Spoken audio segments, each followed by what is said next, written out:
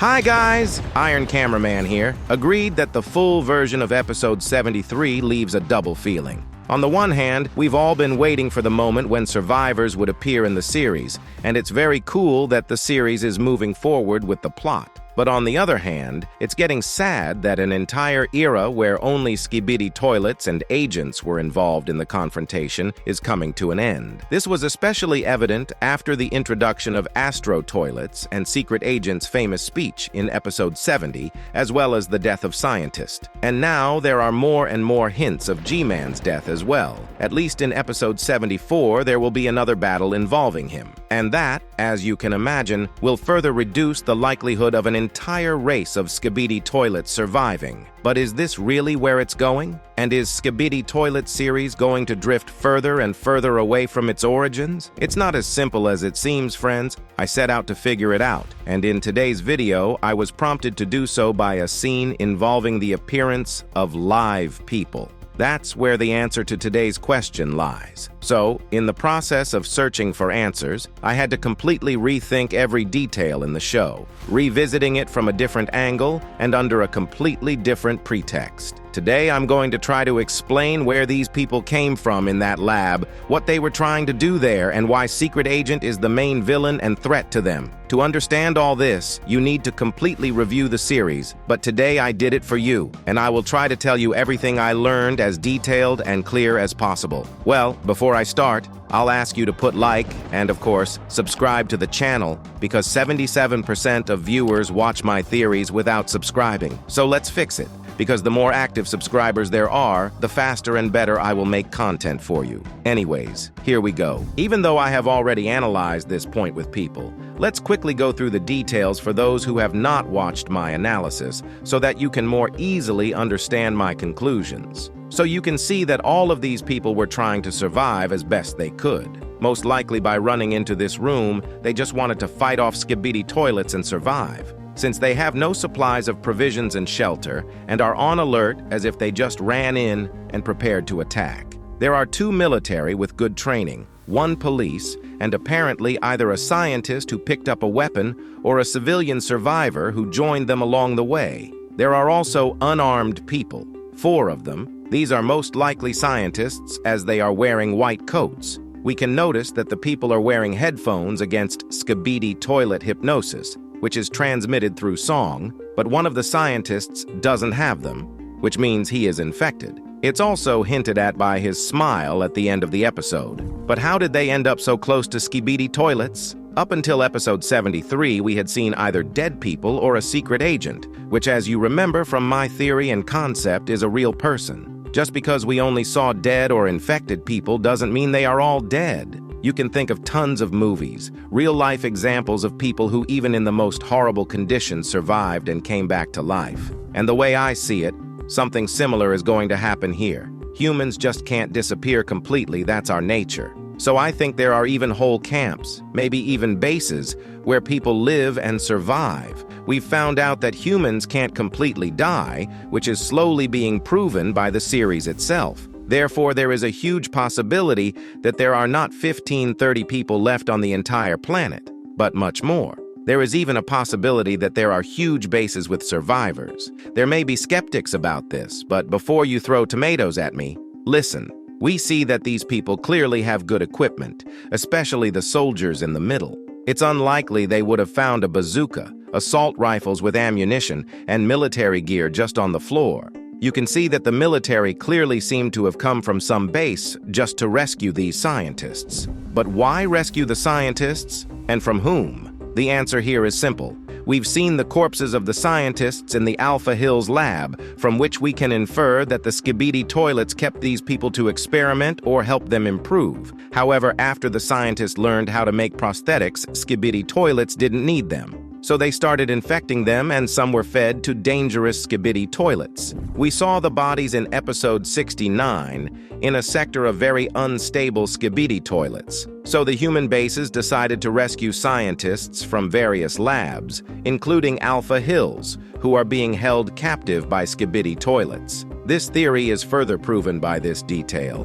In episode 70, we saw destroyed vehicles and killed soldiers in the same uniform as the soldiers from episode 73. From what we can conclude that at the base of Alpha Hills recently, there was a battle in which people were losing very badly. But some of the scientists were able to be taken, and with these remnants of the humans, they retreated to a hideout along the road, losing people. After finding a small shelter, which we saw in episode 73, they sent a distress signal, and apparently it was intercepted by the Alliance, or it was the Alliance that sent the signal. I mean, it's clear here that these people were in a desperate situation, and they had no choice but to send a distress signal, which the Alliance responded to and flew there. Didn't you wonder why they were trying so hard to get through to that door at the beginning of episode 73? Apparently, the Alliance is mopping up the entire Alpha Hills area. Also, starting in episode 59, we see that the Alliance army led by 2 Titans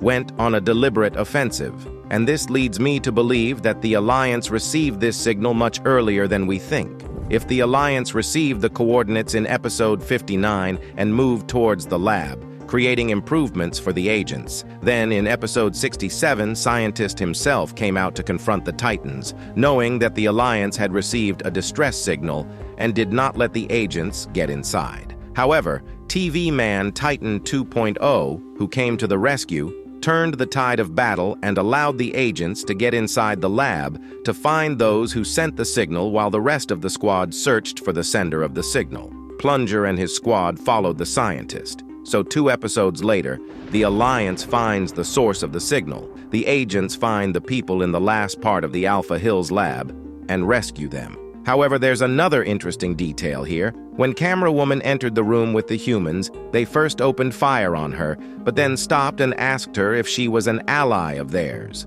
After receiving a positive answer, it becomes clear that they most likely know about the agents and the battles against the toilets, and maybe even monitor and try to guide them. I can't say anything about leadership, but the fact that they are watching them is a fact. After all, if they didn't know who it was, they'd just keep firing without question. And with this fact in mind, now it becomes clear why people do not oppose Skibidi Toilet so fiercely, because why waste a lot of energy and strength if there are robots with artificial intelligence able to fight without additional protection from Hypnosis Song? And basically, it can be assumed that the remaining humans are the huge threat that Secret Agent was telling Plunger about. After all, why hide from agents who have been watched all this time and send them signals without trying to contact them? We don't know their intentions or their views, so there's a huge possibility that these people hiding in the bases are part of some organization that may have accidentally created Skibidi Toilets in the course of their experiments,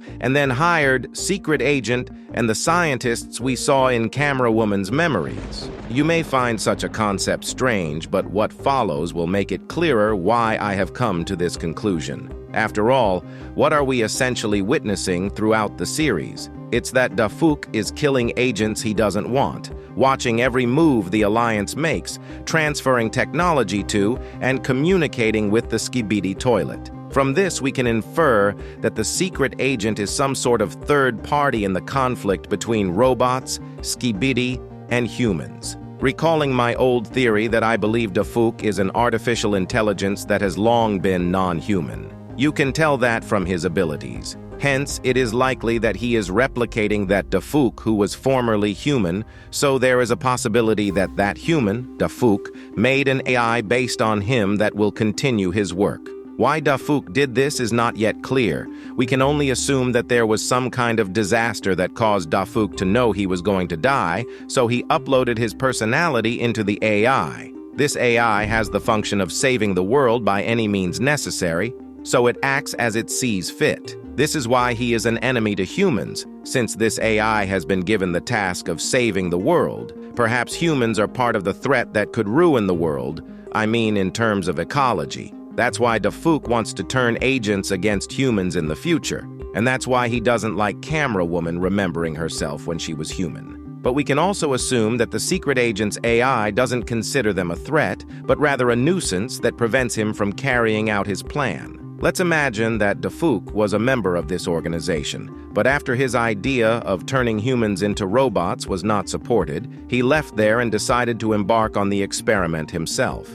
Any radical new solution to any problem is difficult to implement, precisely because of the public and their opinions, as well as for human reasons. So he had to do it without listening to anyone. Also, in my opinion, there is a possibility that the secret agent purposely initiated his death on purpose for these people, as they did not support his views. He had to go into the shadows to fulfill his objectives. At the end, I would like to remind you that these are just my theories and guesses, so not everything said today may come true. Well, if you like this format, I have a lot of these videos on my channel, so if you haven't watched the latest new videos, be sure to check them out. Bye.